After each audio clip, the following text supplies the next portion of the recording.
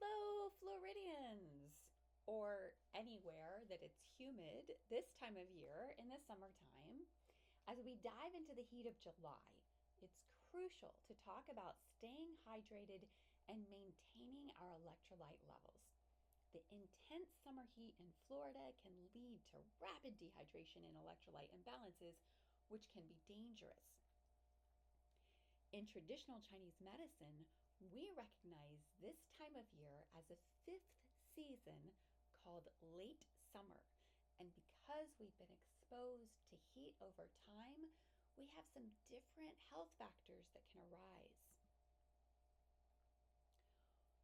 Dehydration and electrolyte deficiencies are not just about feeling thirsty. They can cause serious health issues, including things like muscle cramps, dizziness, and fatigue. And a lot of times, these are missed. We just think that we're a little tired or we haven't been working out enough. So this is one of my favorite images of traditional Florida, where we have the water, we have either fresh water or salt water. We're out enjoying the sun. It's beautiful. But we have a special situation in Florida that has to do with the humidity. And people who are in a humid climate actually need more water than people who are in an arid climate, even if it's cooler. So, Florida at 80 degrees can require the same amount of water as an arid climate at 100 degrees. It's very important. And it creeps up on us. It's very, very, very sneaky. It's very easy for us to go from feeling a little bit off and not even feeling thirsty to experiencing some pretty severe situations.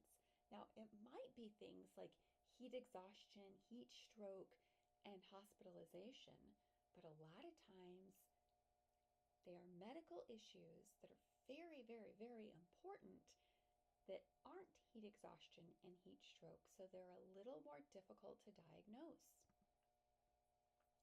Some of these dehydration related ailments are thirst, dry mouth and dry throat, decreased urine, dark colored urine. All of those are going to make sense to us.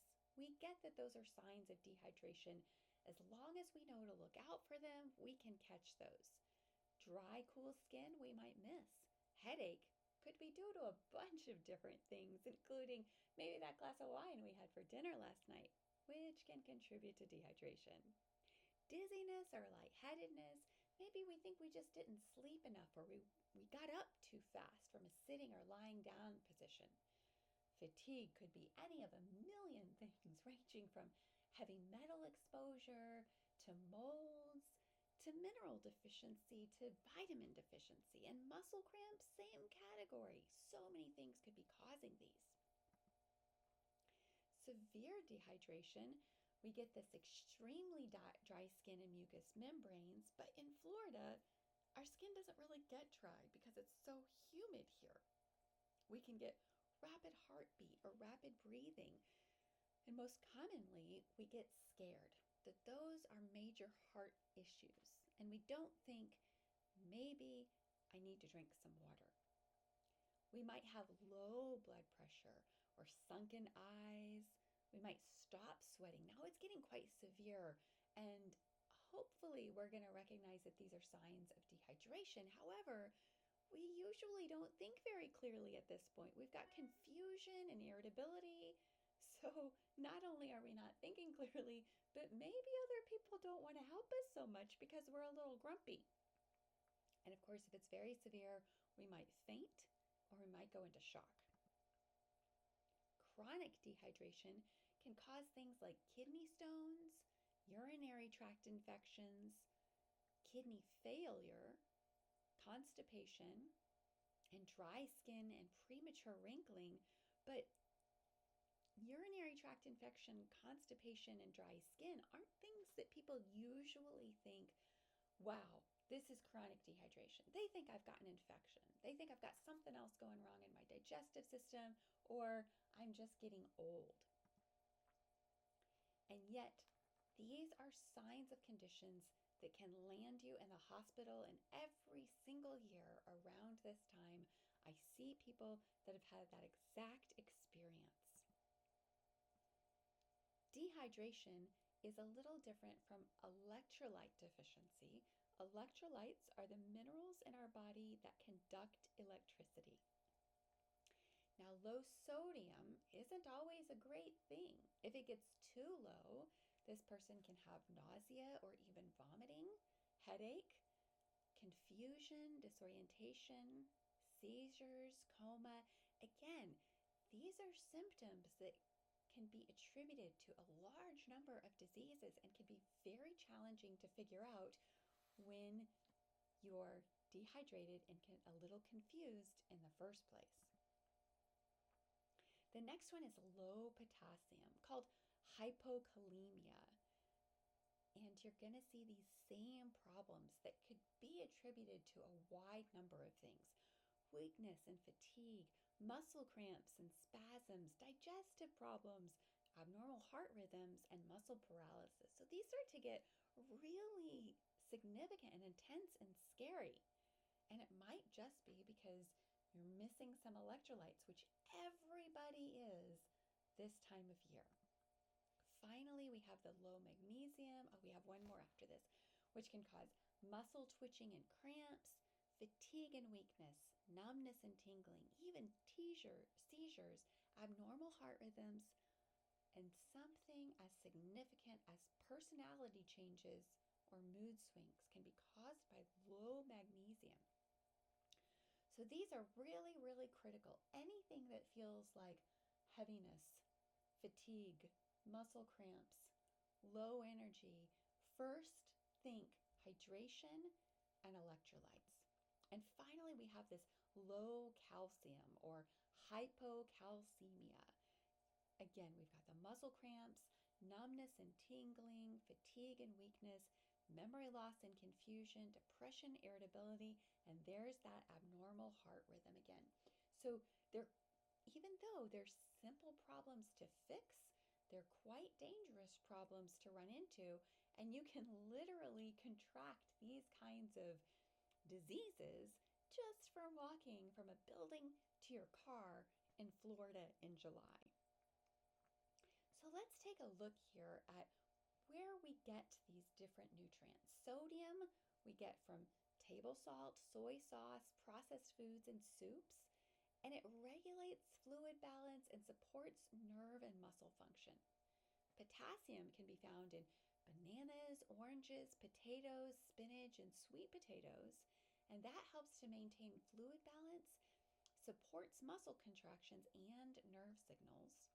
Magnesium is in seeds, nuts, whole grains, leafy green vegetables, and fish. Of course, most of the people that I see are sensitive to gluten, so in the whole grain category, wheat isn't an option for them, but quinoa can be a much better option for them. And this supports muscle and nerve function, maintains bone health, and aids in energy production. And finally, good old calcium, which can be found a little bit in dairy products, but are actually primarily found in green leafy vegetables, also in almonds and in tofu. And this is essential for bone health, muscle function, nerve transmission, and blood clotting. And by the way, salt needs just a little bit of sugar to most quickly be absorbed into your cells.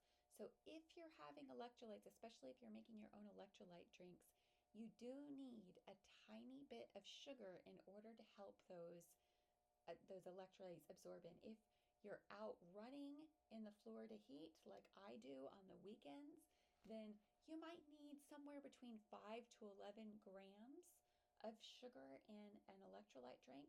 My preferred form of that is dextrose. I don't like fructose because fruit sugar, is very hard on the liver. So I prefer other forms of sugar, and I don't like false sugars like maltodextrin, these sweeteners, sucralose, that taste sweet but don't actually have any sugar in it because it's hard on the nervous system. They're linked to a number of different diseases, and most importantly, it's not sugar, so it's not actually getting the electrolytes into your system. Okay, so please remember all of these different conditions are caused by the heat and the humidity in Florida. And simply put, Florida summer makes people dumb. It's true. So plan ahead for this. Plan that as you get dehydrated and as you get electrolyte deficient, you're going to miss it. Plan in advance to take your water with you. Have some kind of metric system so that you know if you're drinking enough water.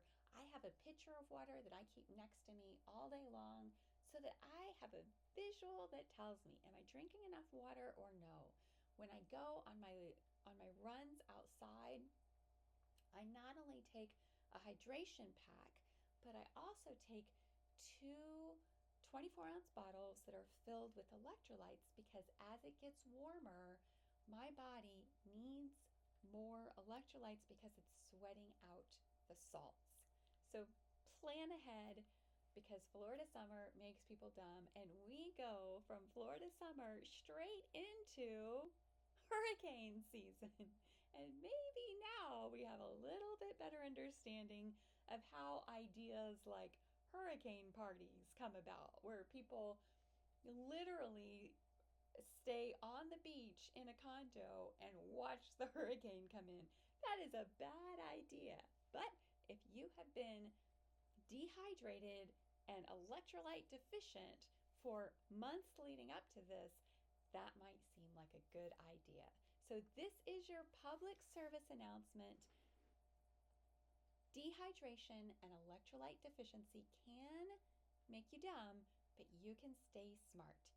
The equation of how much water to drink is half your body weight in ounces of water.